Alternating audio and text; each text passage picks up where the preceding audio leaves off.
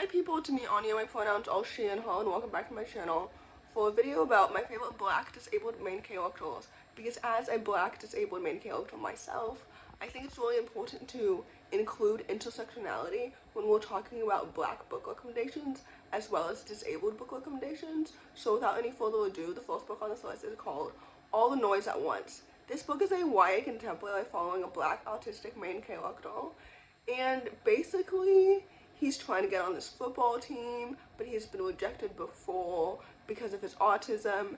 And then also, later on, his brother gets wrongfully incarcerated, which obviously is a huge deal. And this book really talks about social justice and the unjust legal system in the United States and racism and ableism, and I think it's so good and it's so well done. I've read multiple books before with autistic main characters, but this book felt so unique and refreshing to me personally, just because like this book depicts racism and ableism together so well. I think this is one of the first books that I've read featuring a main character that is both black and autistic, and I've talked about this book so much. I literally love it so much because I love the characters and the family dynamics and the friendships and the brother relationship, and everything about it was so good and so well done. The writing is excellent. I'm so excited for her next book, which I think comes out in June if I'm not mistaken. But anyway, this book is incredible and it's so important, and with that said, I would definitely highly recommend it. The next book on this list is called Figure That Out, Henri Weldon. This book is a middle grade contemporary that follows a black main character who is navigating attending a mainstream school for the first time, and also friendships and family dynamics, and she also has dyscalculia. This book is so fantastic and it's so good. I've mentioned this multiple times before, but I love reading a coming of age story featuring a black disabled main character because so many elements of her character and her personality felt incredibly relatable, and I love reading middle grade so much because I love reading about young people going through things that makes me feel seen and heard and valued. And like young disabled people deserve stories about themselves, and representation is so incredibly important. But anyway, I love the characters and the family dynamics, and everything felt so honest and transparent and authentic, and the plot is so intriguing and so engaging. Like, this book is so good, and the fact that the main character is named after Henrietta Sacks, like, that's so cool. Anyway, this book is so good and it's so fantastic and it's so enjoyable. So anyway, with that said, I would definitely highly recommend it. The next book on this list is called Where There'll Be Monsters. This book is a middle grade science fiction story that follows a young neurodivergent coded main character who's always wanted an adventure beyond her quaint family's inn, and so when she finds one, she also accidentally finds herself in the middle of a nefarious conspiracy. And I believe that the author has described this main character as neurodivergent, and I've heard that her neurodivergence is based off of the author's own autism, so that's exciting. I love this book so much because, first of all, the world building is excellent and it's so interesting and it's so fascinating.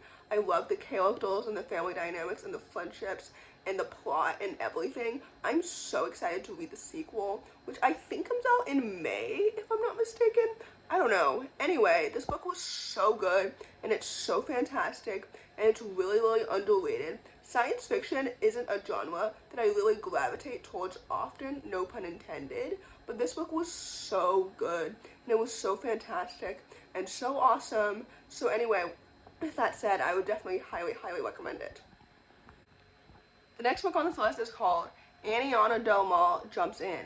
This book is a middle grade contemporary following a young Dominican-American main character who is navigating her new diagnosis of juvenile arthritis. And when I was younger, I associated arthritis only with elderly people, which is such a naive, like, ignorant perspective to have, because many people do experience juvenile arthritis, and I don't exactly know like what the stats are on how common it is amongst the younger population.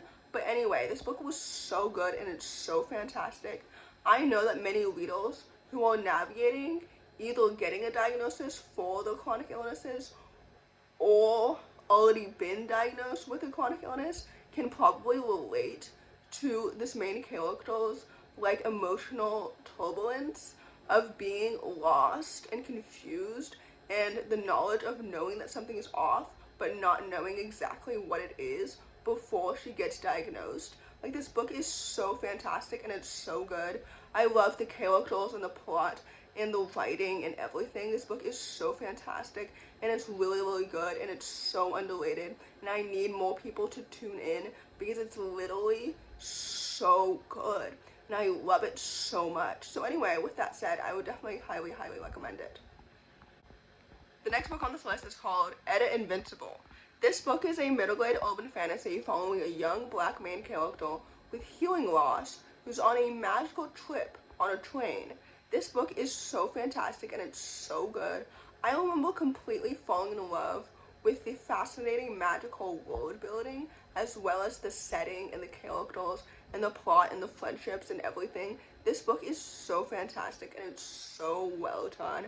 I think that there needs to be more black disabled main characters in fantastical settings, and I'm writing one myself, but like, I think this book is so good and it's so fantastic. I love the characters and the plot and everything about it. This book is so good and it's so underrated. I don't know if the author has written or published anything else yet, but this book is so good and I love the writing so much.